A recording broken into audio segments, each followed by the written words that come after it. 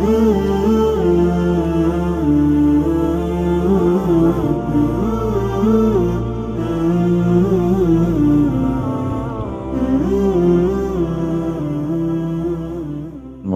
کی آمد ہے تو چند ایک ضروری باتیں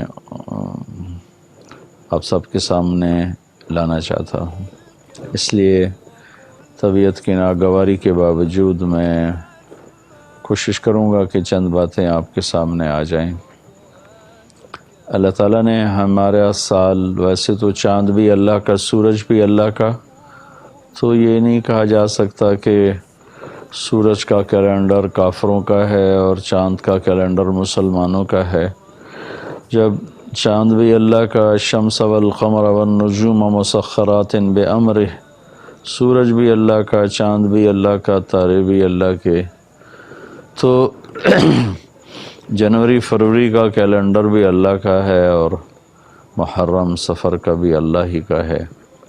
لیکن اللہ نے ہمارے لیے، ہمارے نبی پاک صلی اللہ علیہ وسلم کے لیے یہ چاند کا کیلنڈر پسند فرمایا۔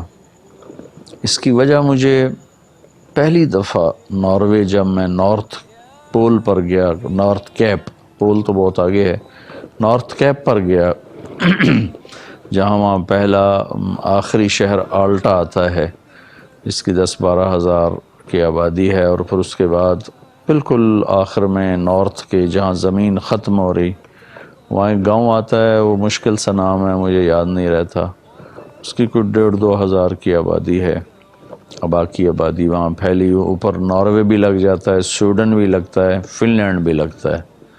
وہاں چاند، وہاں سورج کا کیلنڈر فیل ہو جاتا ہے، کیونکہ 2 مہینے وہاں جون جولائی سورج نظروں کے سامنے رہتا ہے، غروب ہی نہیں ہوتا، اور نومبر دسمبر وہاں سورج غروب ہو جاتا ہے اور نظر ہی نہیں آتا۔ میں جب گیا تو اگست کا مہینہ تھا اور سورج چند منٹ کے لیے ڈوبنا شروع ہوا تھا۔ وہاں جا کر مجھے یہ بات سمجھ میں آئی کہ ہمارے نبی تو عالمی نبی ہیں، سارے عالم کے نبی ہیں، آپ کو ایسی چیز، ہر وہ چیز دے گی جو پورے عالم میں ہر وقت اپلائی ہو سکے۔ سورج کا کیلنڈر اوپر ٹاپ نارتھ کے جو پول کے قریب علاقے ہیں وہاں فیل ہو جاتا ہے۔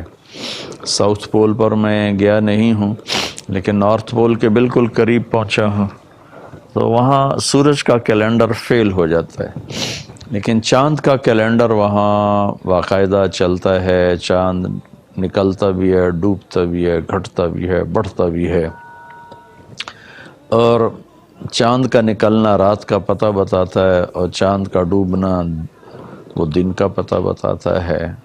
تو وہاں پہلی دفعہ مجھے یہ بات سمجھ میں آئی کہ اللہ تعالیٰ نے ہمیں چاند کا کیلنڈر ہمارے نبی کو دیا، چونکہ آپ عالمی نبی ہیں تو آپ کو ایسا نظام دیا گیا جو سارے عالم کے لیے اپلائی ہو سکے۔ یہ تو تھوڑی سی حکمت مجھے سمجھ میں آئی جو آپ کے سامنے رکھی ہے۔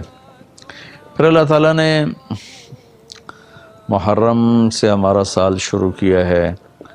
یہ بڑا مقدس مہینہ ہے شروع سے ہی، اور اس میں جو 10 محرم کا دن ہے اس کو شہادت حسین نے 4 چاند لگا دیے، لیکن یہ اس سے پہلے سے ہی بہت محترم چلا آ رہا ہے۔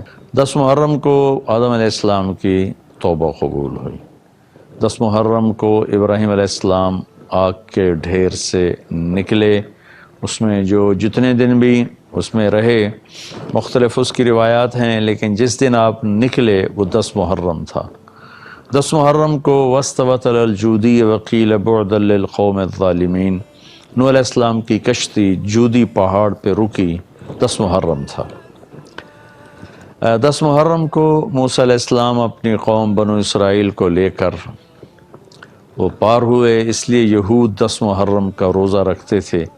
جب ہمارے نبی تشریف لائے مدینہ تو آپ نے دیکھا کہ یہود 10 محرم کا روزہ رکھتے ہیں، تو آپ نے پوچھا کہ کیوں روزہ رکھتے ہو؟ تو انہوں نے بتایا کہ اس دن ہماری قوم نے نجات پائی تھی۔ تو آپ نے فرمایا کہ ہم موسیٰ علیہ السلام کے تم سے زیادہ حقدار ہیں.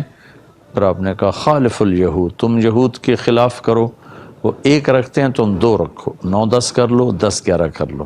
اور ساتھ فضیلت سنائی کہ عاشورہ کا روزہ پچھلے سال کے سارے گناہوں کو معاف کرنے کا ذریعہ ہے. اللہ تعالیٰ پچھلے سارے گناہ معاف فرما دیتے ہیں.